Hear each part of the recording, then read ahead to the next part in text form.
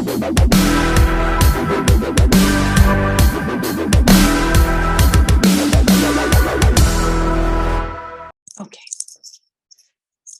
A very warm welcome to another episode of Fauza's Diary.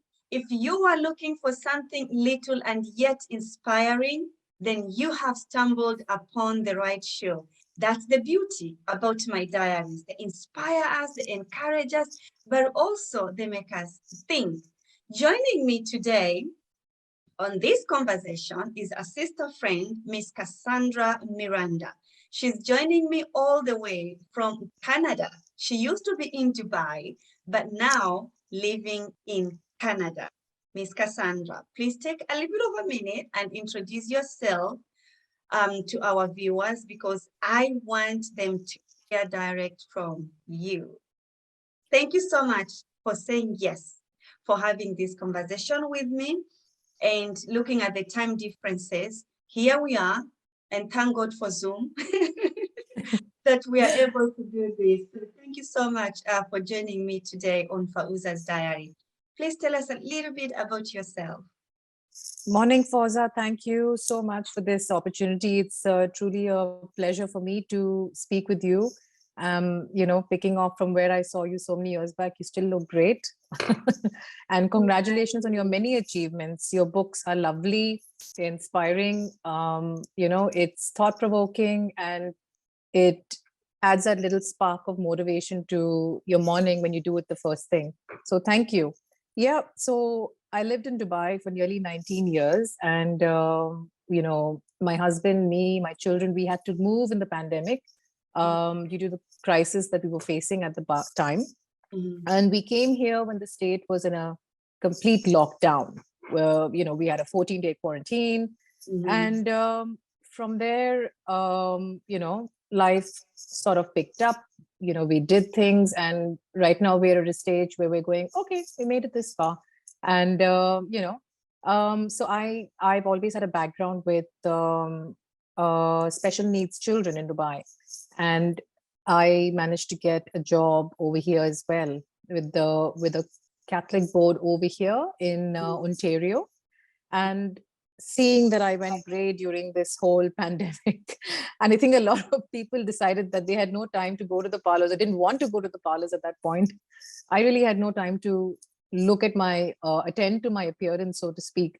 So yes. I just let it go. And I was gray very, very early on. When I was a teenager. So this was a very empowering moment when I just stood in front of the mirror and I said, this is it, this is me, and this is how it's going to be.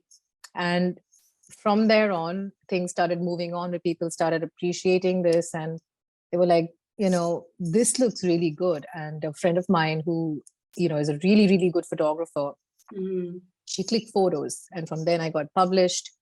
You became, cover model. So yeah. That's interesting. Thank you so much for sharing that, Cassandra.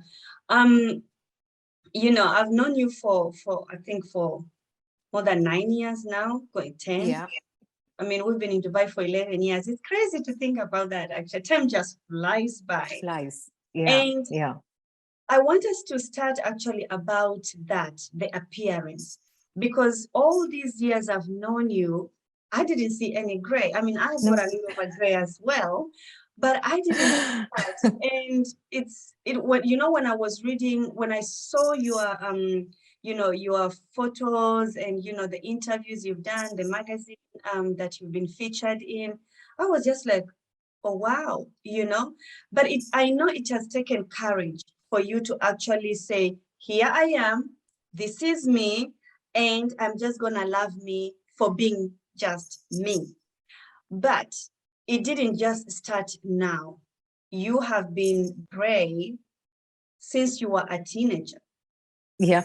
Yeah. So maybe you can take me a little bit back, not just me, but even our viewers and those who will stumble this conversation later.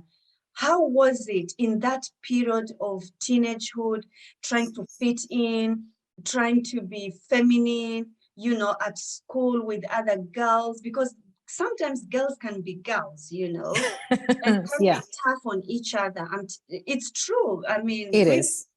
It So is. I how agree. how was that season of your life? I want us to go a little bit back, Cassandra, because Sure. I think, the identity issues, is this really me? How did you navigate it? So I was the only child, and my father passed away when I was very young. So I was brought up in a family where everybody was fun. There was banter, good banter, and there were fun gatherings. Um, and I was always a little, how do you say, to myself. Oh, And I had a few friends, mm, and I was a little quieter because of I'm not sure, being the only child or whatever. And then one day when I was sort of brushing my hair, I said, "Holy moly, I have a couple of gray hairs here." I said, "Okay, this is going. This can't be it." And I plucked them out. And little did I know, then if you pick one person out, there'll be 5 or 6 more coming for their funeral. you are So welcoming them. yeah, and I was like, oh my goodness, because I went to a Catholic convent school, Mhm, and all the girls over there, they were like, most of them were like sorted, and they had great skin, and they had nice hair, and everybody was good in studies. I was catching up, so to mm, speak. And I was like, no, this can't be happening to me. So I kept plucking it. And the more I plucked, the more I had. Now, luckily, it hadn't come to the center for me at that point. And I was only about 16, I think. And so I used to keep flipping my hair back like this and trying to cover it. And so mhm, I managed all mhm, those years. And I only started coloring when I went into college. So in India, college happens when university happens when you're 16, if I'm not mistaken. I mm, started coloring my hair from then on. And the minute I found that the roots were up, and it would be up in like 2 to 3 weeks. So mhm, from the age of 17, I used to color that little patch, mhm, and I used to feel better. The minute the roots were up, I used to be like, okay, this is, I used to feel uncomfortable. I used to look around me and say, oh my goodness, somebody has spotted me with gray hair. And I'm mhm, talking about the 90s, mhm, when and especially in India, um, I think things are changing now, but back then, mhm. gray hair is mostly associated with being not cool and being older looking, or having some kind of oh, there's a problem, you've got gray hair, so you've got to go and sort that out, Mm, something like that. So that's how it passed. And then it affected my confidence a bit, because I was thinking, what's going on, why am I going gray? And then I looked mm, at my mom and my dad. They'd all started premature age, graying, and that's where it comes from. So I managed my school years, my college years that way. And I also got a job as a cabin crew with Singapore Airlines, with Emirates Airlines, and I managed to cover that up. So it wasn't full blown as you're seeing it now. It mhm, only, I think, this full blown sort of started happening towards the later stages of my 30s. And by the 30s, I started getting a little fed up, mm, because now it was coming all over. So it started spreading here, mm, everywhere, as you can see. mhm, And I was like, I couldn't. So for me, I'm a person who, I'm like, okay, now this is taking too much. Every 2 weeks or 3 weeks, I've got to do it. So I used to let yeah, it go for even a month and a half or 2 months. and mm, and the roots were out there. So and then people around me used to tell me, what's going on, why aren't you covering your roots? And this was in my 30s. I was like, yeah, I'll do it. And by the time I was in my 40s, I was well and truly fed up. mm, And it started weighing me down. And this is another chore. And I was like, okay. Then the pandemic happened, and there was literally no time to think about an appearance, yeah, leave alone anything else. yeah, So that was it. It was like a very peaceful sort of and I was red at that time because I loved red hair. So I had a nice mahogany red, and you could see white all the way. And then mm, there was red. So then I looked at Yeah. myself and I said, this can't go on. And Yeah. it felt great. And it But was, you know yeah. what? Because I haven't, you see, I haven't seen you, you know, with this with this color, you know. I've always seen you with different colors. But can I tell you something? You look beautiful. No, thank you. You really look beautiful. I like Thank you. I like the mixture of, someone would have thought you have actually colored white, because sometimes Yes. when I do extensions, I will do white braids. Yes, I've got that many times. And, it started off in grocery stores, and people would just stop me, the teller, and then, or maybe ladies, when you're walking with your trolley. That's the only sort of, interaction I've had during this pandemic, mostly in Yeah. grocery stores. And they're like, did you actually do this? It looks nice. I said, no, Yes. this is just all me. He's like, I really like this. Do you know where I can find a color like that? I said, I'm sure you'll be able to find something, but I'm not sure where. Yeah, because you Yeah. see, when it's natural, God-given. It's not Yeah. man. So, Yeah. but you look amazing, Cassandra. You look really, really beautiful. And the No, way thank it you. has mixed the gray and the black, I think it's so beautiful. You look amazing. And I That's very kind. applaud you actually for saying enough of this, you know, and just accepting who you are. Because you had said something earlier as I was listening. You said that it was starting to wear you down. Yeah, a lot. Because at the end of the day, it's not who I am to keep coloring myself, and this is me. And it's brought so much of confidence in just staying close to your heart, staying close to your authentic self. This is you. When you're sort of aligned with your beliefs, your ideals, your spirit, it guides you, and it says you're good. And you're able to achieve so much more when you're confident. And that comes from being authentic to your spirit, being you, and following your passion, and saying, this is my passion, and having the belief and confidence that it will work out, and going for it. Yeah. That's really important in especially with our children today. And telling them that you don't have to fit into a block. Yeah. You can look outside the block. You don't have to fit in, and it's Yeah. important. Yeah, and thank you so much for sharing that, Cassandra, because with the social media these days, I had a girl say to me, you know, it takes confidence for a woman to cut their hair the way your hair is short. And I'm like, you know, but when with African hair, it can Yeah. change anytime anyway. But this was an Okay. African girl telling me that, and she was like, you know how I've always wanted my hair to be straight, not Yeah. kinky, not so thick. I said, baby, when God created you, he chose this hair for you. So it was not done by mistake.